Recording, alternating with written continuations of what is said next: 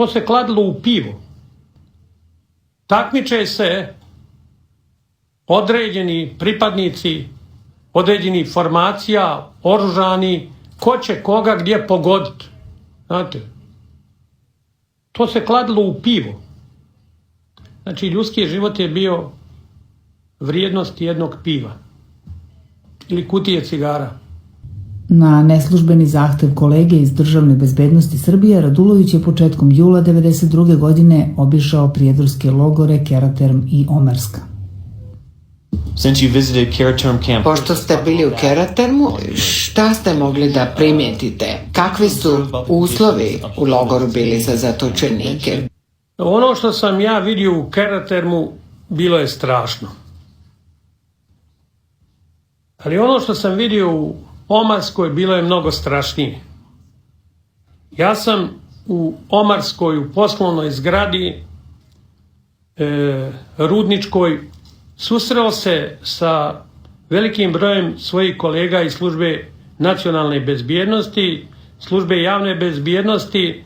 Ja sam se popeo u prostoriju koja se nalazi iznad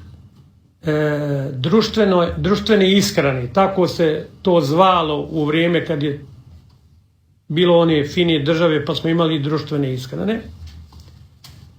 I onda sam sa prozora pogledao, kroz prozor sam pogledao na pozadinu te zgrade gdje je bilo veliko velik prostor, uglavnom sav je bio u travi, i gledao sam i vidio sam na 2-3 mjesta siluete.